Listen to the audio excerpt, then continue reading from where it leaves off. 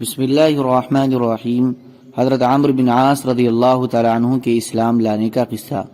حضرت عمرو بن عاص رضی اللہ تعالیٰ عنہ فرماتے ہیں کہ جب ہم غزوہ خندق سے واپس آئے تو میں نے قریش کے ان لوگوں کو جمع کیا جو میری رائے سے اتفاق کیا کرتے تھے اور میری بات سنا کرتے تھے۔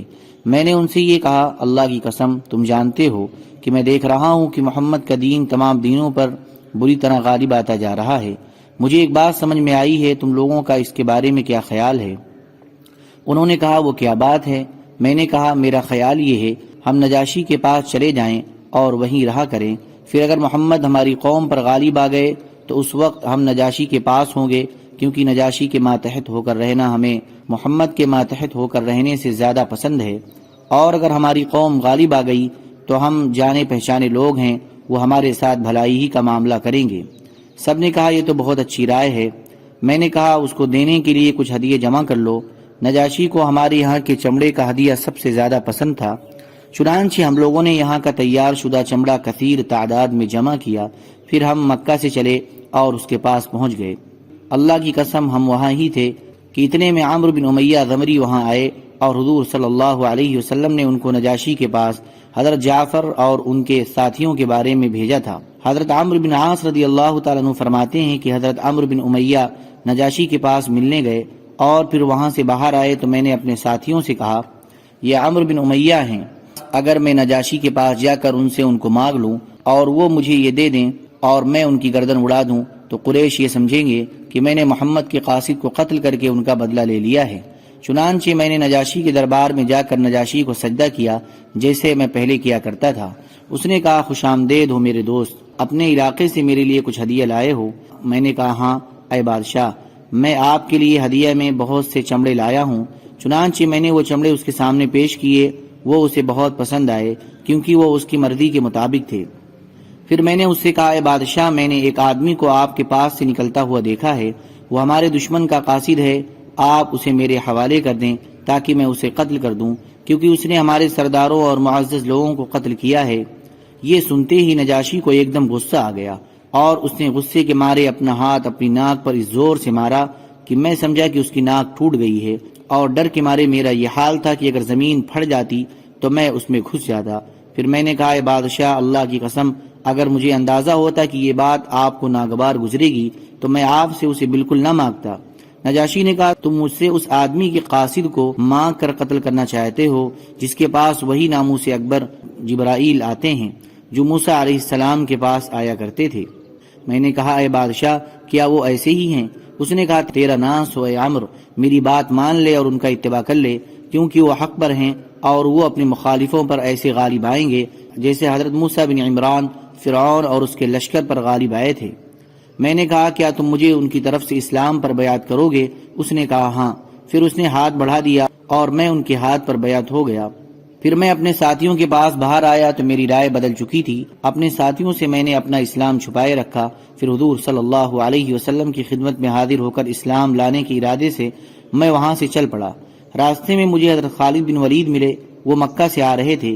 یہ واقعہ فتح مکہ سے کچھ پہلے کا ہے۔ میں نے کہا، اے ابو سلیمان، کہاں جا رہے ہو؟ انہوں نے کہا، اللہ کی قسم بات واضح ہو گئی ہے اور یہ آدمی یقیناً نبی ہیں، اللہ کی قسم میں ان کے پاس مسلمان ہونے جا رہا ہوں، کب تک ہم ادھر ادھر بھاگتے رہیں گے؟ میں نے کہا، اللہ کی قسم میں بھی مسلمان ہونے جا رہا ہوں۔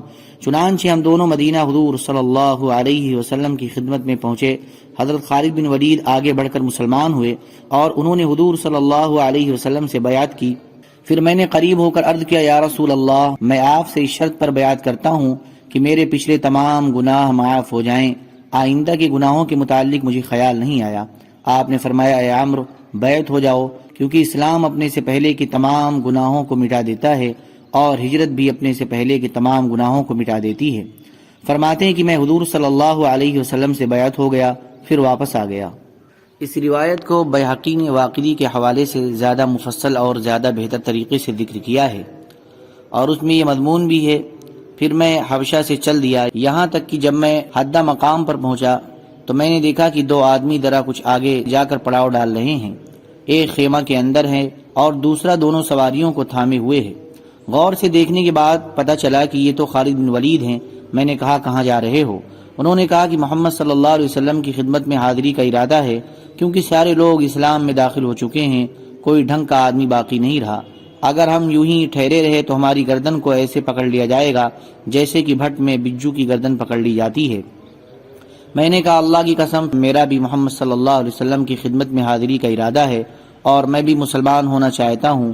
حضرت عثمان بن ابی طلحہ رضی اللہ تعالیٰ عنہ نے خیمہ سے باہر آ کر مجھے خوش آمدید کہا، پھر ہم سب وہیں ٹھہر گئے۔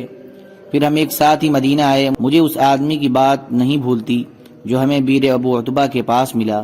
وہ یا رباح یا رباح یا رباح کہہ کر اپنے غلام کو پکار رہا تھا۔ رباح اس کے غلام کا نام تھا، لیکن اس کا لفظی ترجمہ نفع ہے۔ ہم نے اس کے ان الفاظ سے نیک فالی لی اور ہمیں بڑی خوشی ہوئی۔ پھر اس نے ہمیں دیکھ کر کہا، ان دو سرداروں کے بعد مکہ نے اپنی قیادت ہمیں دے دی ہے۔ وہ یہ کہہ کر میری اور حضرت خالد بن ولید کی طرف اشارہ کر رہا تھا اور وہ آدمی دوڑتا ہوا مسجد گیا۔ مجھے خیال ہوا کہ یہ حضور صلی اللہ علیہ وسلم کو ہمارے آنے کی خوشخبری سنانے گیا ہے، چنانچہ ایسا ہی ہوا۔ ہم نے اپنے اونٹ مقام حرہ میں بٹھائے اور اپنے صاف ستھرے کپڑے پہنے۔ پھر عصر کی اذان ہو گئی، ہم چل کر آپ کی خدمت میں آ پہنچے۔ آپ کا چہرے مبارک خوشی سے چمک رہا تھا اور آپ کے چاروں طرف مسلمان بیٹھے ہوئے تھے جو ہمارے مسلمان ہونے سے بڑے خوش ہو رہے تھے۔ چنانچہ حضرت خالد بن ولید آگے بڑھ کر حضور صلی اللہ علیہ وسلم سے بیعت ہوئے۔ پھر حضرت عثمان بن طلحہ آگے بڑھ کر بیعت ہوئے۔ پھر میں آگے بڑھا۔ اللہ کی قسم جب میں آپ کے سامنے بیٹھ گیا تو میں شرم کی وجہ سے اپنی نگاہ نہ اٹھا سکا، اور میں نے آپ سے اس شرط پر بیعت کی کہ میرے پچھلے تمام گناہ معاف ہو جائیں اور بعد میں ہونے والے گناہوں کا مجھے خیال نہ آیا۔ اسلام اپنے سے پہلے والے تمام گناہ مٹا دیتا ہے اور ہجرت بھی اپنے سے پہلے والے تمام گناہ مٹا دیتی ہے۔ اللہ کی قسم جب سے ہم دونوں، میں اور خالد بن ولید مسلمان ہوئے، اس وقت سے حضور صلی اللہ علیہ وسلم نے کسی بھی پریشان کن امر میں اپنے کسی صحابی کو ہمارے برابر کا نہیں سمجھا۔ سبحان ربک رب العزت عما یصفون وسلام علی المرسلین والحمد للہ رب العالمین۔